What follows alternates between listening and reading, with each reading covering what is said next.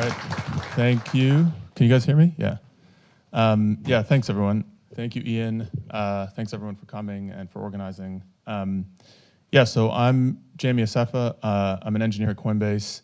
I'm going to talk about building on Base and a little bit about Farcaster. They're kind of related. So I'm not actually on the Base team. The Base team is really small. They're doing like amazing stuff with just a few people. But yeah, I mean, the whole company is really excited about it. It's something I'm really passionate about as well. So hopefully, yeah, we can learn a bit about that.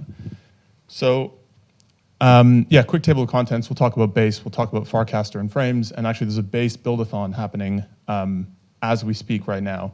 Applications are closing soon, so I'll talk about that. But yeah, if you have any ideas about building, there's great prizes. There's some really interesting things happening, so we'll talk about that really quickly. And yeah, there won't be Q&A. I don't think we have time. Cool. So yeah, what is Base? So if you're not familiar with Base, it's an Ethereum scaling solution. Oh, I'm standing right in the middle. So yeah, it's an Ethereum scaling solution. So it's an L2. Basically, it's a way for Ethereum to scale its block space. So you do transactions on Ethereum, on any blockchain. I'm sure loads of you are aware. It costs money. It has to settle, things like that. So there's all these scaling solutions. One of them that we launched is Base. So what are we trying to do with it? So we want it to be a bridge, not an island. So it's a roll-up. It's called an optimistic roll-up, and it's going to be the default for Coinbase users. But it's not this siloed thing. It's not an island. We want to funnel people onto this blockchain, get them using crypto, get them on chain, not just trading on on Coinbase, trading on Binance, things like that, but actually using the chain, interacting, playing games, joining DAOs, minting NFTs, things like that. But it's not a silo. So we want them on chain and we want them engaging. It's secured by Ethereum. It's totally open source. All the code is open source. And it's decentralized. So there's a lot of interesting things around how these rollups are becoming decentralized. At the moment, it's not that decentralized, but we're aiming to really decentralize it soon. And the cost is really low. I'll show some stats on the cost. So basically, it's just like interacting with any blockchain. You can send transactions, things like that. It's super fast and it's super, super cheap. And then yeah, it's powered by Coinbase. So all of our 100 million plus users around the world.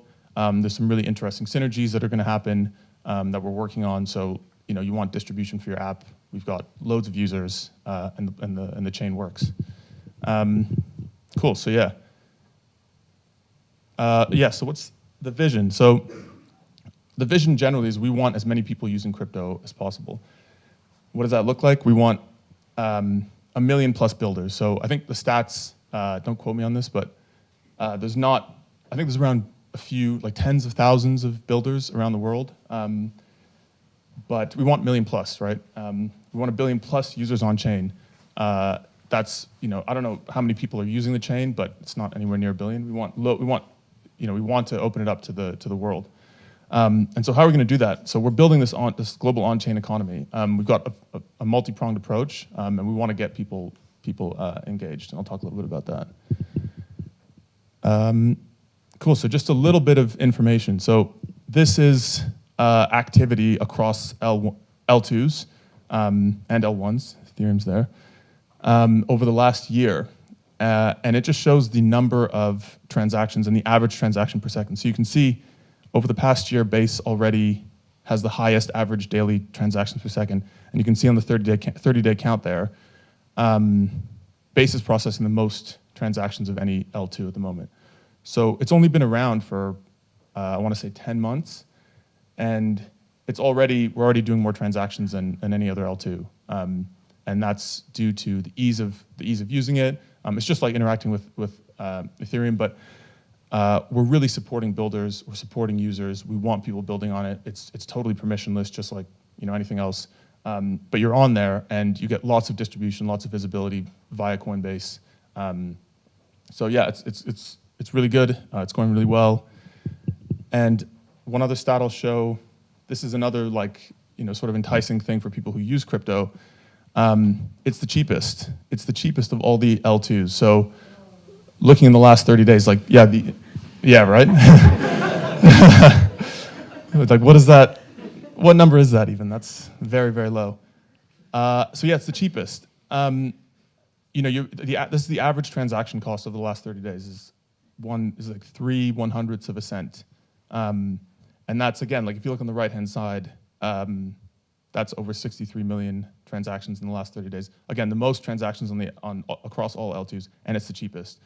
So I think they're nailing it. Again, it's a small team, really, really smart folks, and they're really engaged, and they want people using it. They want this to work, and it's working. Yeah, so it launched in August 2023. So it launched last year, and when it launched, we had this program called On-Chain Summer at the time. So it was launched in the summer, and what that was it was just a bunch of grants and funding rounds and resources and all these sorts of things to get people using the chain, right? To get people on chain, minting NFTs, joining DAOs, playing games, things like that. Interestingly, last year, so already, I'm sure this slide is out of date. It says 500 plus dApps, but I'm sure it's in the 4 or 5 figures even now. But really interestingly, so a lot of these apps were already live on Ethereum or on other rollups, and then migrated to Base. But there were a few that actually launched last summer, Base native. So one is called Friend.tech. I don't know if anyone's familiar with Friend.tech. You can see it over there with the little blue bunny ears. This one here.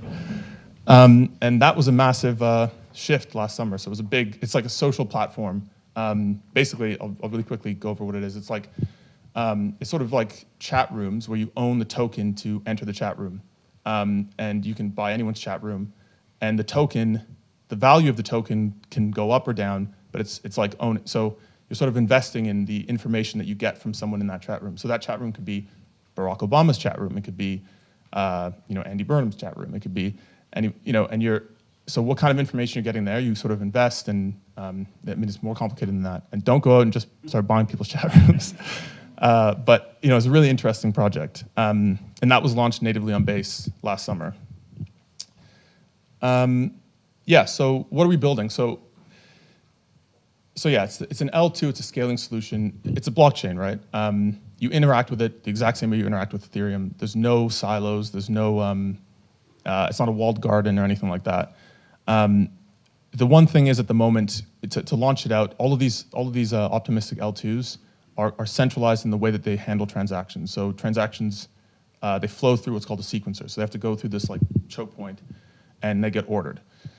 That's just the case with most of these L2s. There's a lot of interesting work on decentralizing that and making it not so reliant on this so-called single point of failure. At the moment, Coinbase runs a sequencer. I'll talk a little bit about the commitment we have and the commitment we've made to the fairness around that and decentralizing that. But yeah, this is kind of the goal here. So we want to accelerate the decentralization while increasing network availability. So we want to target like the 4 nines reliability. So 4 nines in engineering is 99.99% uptime, which basically means over the course of a year, less than 4 minutes of downtime. So like continuous downtime up to margin of error 4 minutes. I think we've had continuous uptime for the last 10 months. Driving down fees, you saw the fees, really, really cool.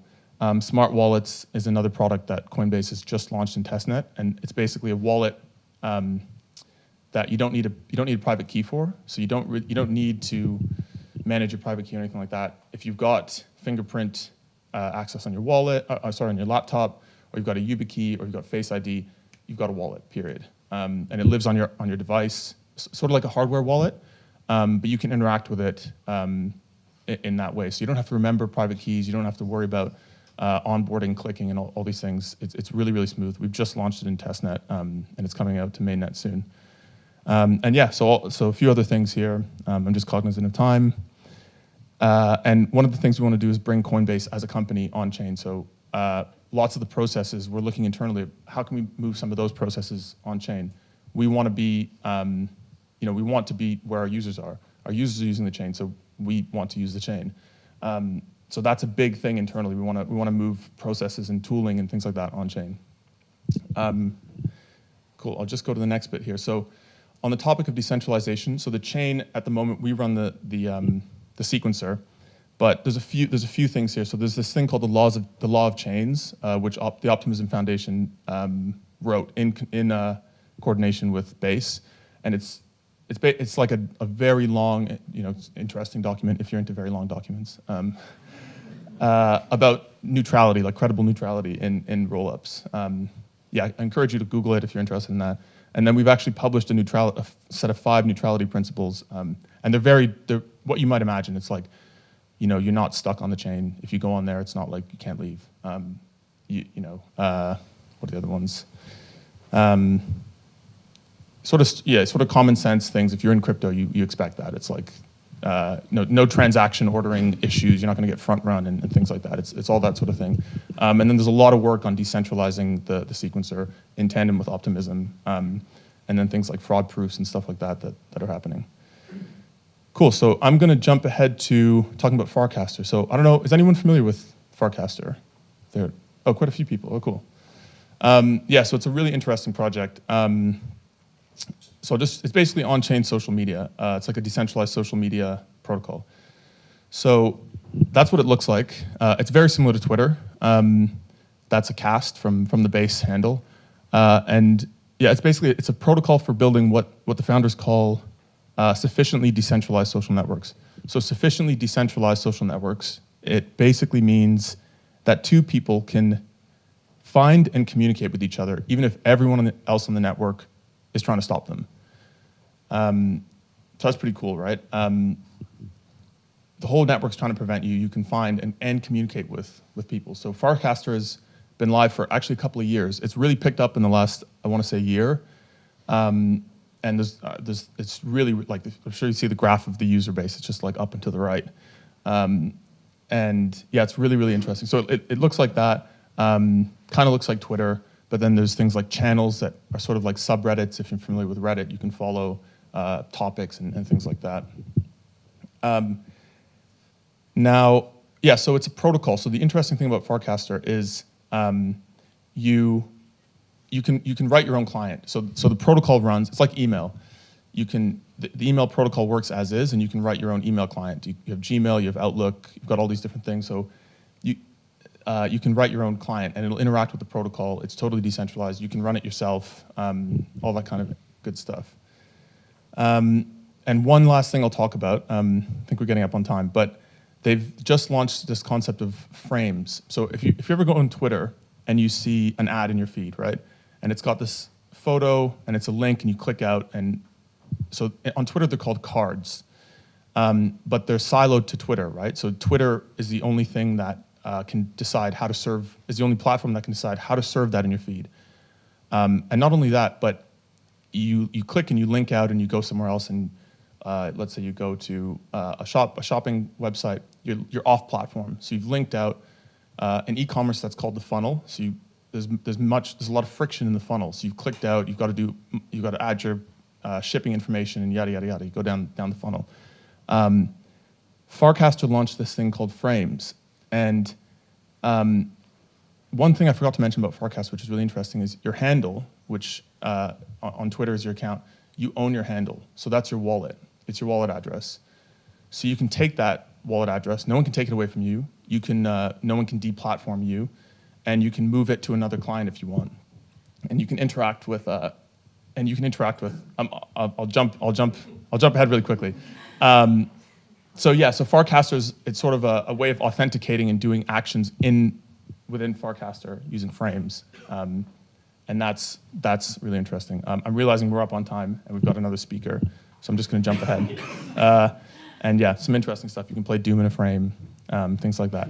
One last thing I'll say is we've got a base buildathon. So if there are any builders and you've got interesting ideas, the buildathon's going on right now. Applications close in 14 days, so go to this website if you want to take part. It's at the bottom there. I don't know if you can see it. I'll move this chair. And yeah, we've got 200 ETH in prizes. So compete for it, build something interesting. There's a bunch of tracks. The max you can win is 10 ETH per person, but yeah, there's a lot of interesting stuff. So go there, sign up, and yeah, participate. Thanks for having me, everyone. Cheers.